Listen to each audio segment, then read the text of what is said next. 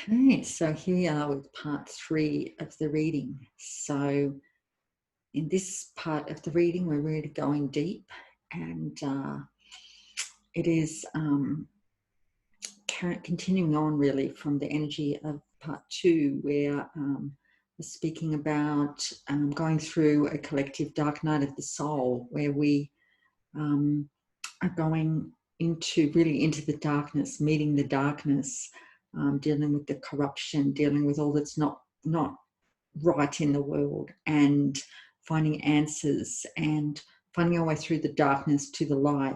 And in this part 3, we really go deeper into that. So if you're someone that doesn't want to really deal with that shadow aspect, this might not be for you.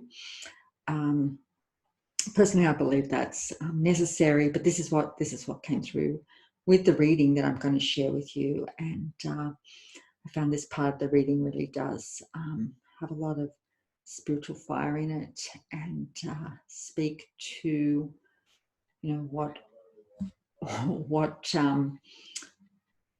what's going on right now, and what's needed. And so hopefully this is of some help to you at this time. So let's find the reading part 3. Part 3 is came through from Angel Samael and Archangel Metatron.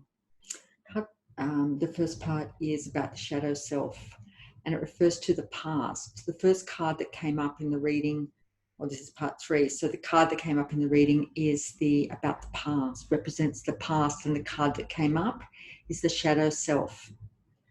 So the past that has then brought us to where we are now, and the past was the shadow self.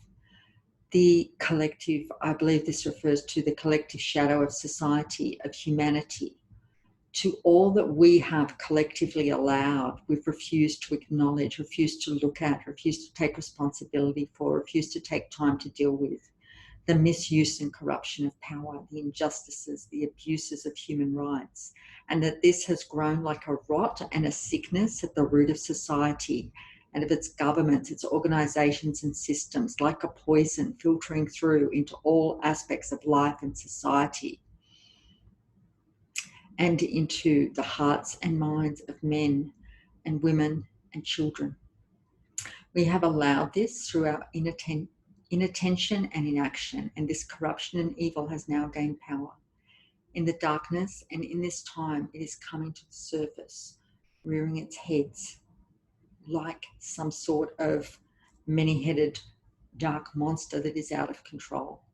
And now we are finding ourselves dealing with this shadow in its ugly faces, through the tyranny and oppression of the people by governments and police, the lies and corruption of media, the power of corporations to control and dictate at all levels of society.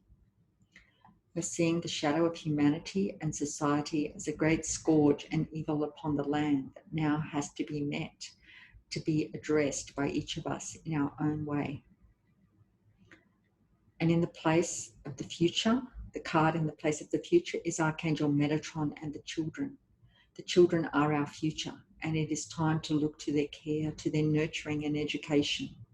Once again, collectively as a society, as parents, we have given away much of our power to decide how our children spend their time, what they learn, what is important, what values they are taught.